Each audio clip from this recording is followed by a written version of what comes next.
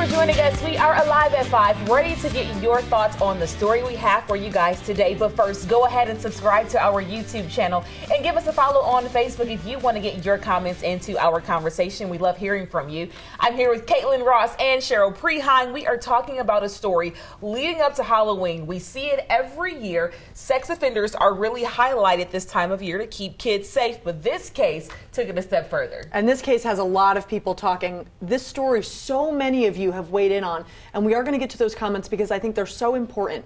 Butts County Sheriff Gary Long says he wants to protect trick-or-treaters in the county, but 3 sex offenders are fighting back, suing the sheriff in federal court to stop him from posting signs on their yard.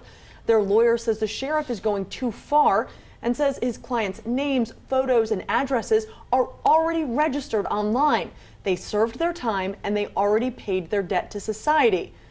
But do parents who have young children trick-or-treating in the neighborhood feel that way? Yeah. It's weighing safety versus public awareness. Or is it enough to just have the registry and the parents go and check it according to where they're going to be trick-or-treating? But he's like, nope, I need it in your face.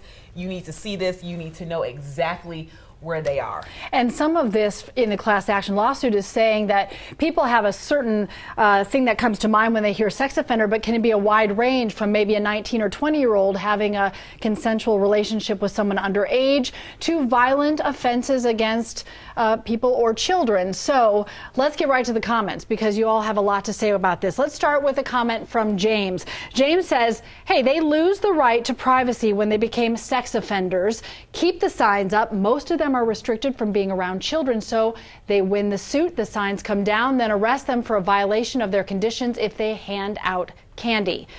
Tiff joins in as well, saying maybe he could have strategically placed a reminder, check the sex offender website, he being the sheriff. Hey, he could be a little more, subtle about it, and to get the same point across, avoid being sued. And then Eugene has an important point. If the crime committed was rape or against a child, I have no problems with the signs.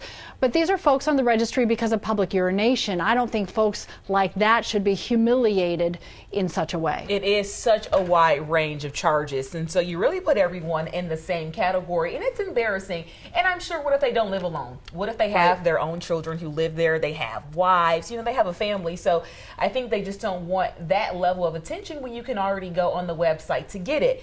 But again, parents are probably like, hey, I need to know. I don't have time to check it. It's Halloween and you're walking around to different doors, so as a parent, I understand that perspective. But I can also see the people who weighed in and said, I think it was Tiff, who said, remember to check the website. I think that's something that's important. This information is already publicly available. You can go online and you can see right around your house. You can type in your zip code. You can type in down to your address and see exactly who lives near you. This is highlighting it in a really different way. And I had that conversation with a number of moms at my kids' school, and most of them said, I know it's there. I haven't checked it. Right. Yeah. So this is a reminder, if that's very important to you and you're not sure a good time to check it, this is going to play out in court. Cheryl, as a mom, is that something that you do for your kids? Do you go through and check it, or you guys sort of like keep it with like people that you know? Well, we're going to trick or treat with a group of friends like we always do, and we go to homes of people we know. Yeah. And we make it really a social sort of like a cool experience. Yeah, like a cool family is, friends thing. Yeah, it's a little different. When I was growing up, I remember trick-or-treating and you just went to like every house, everywhere. You wanted to cover as much ground as you could.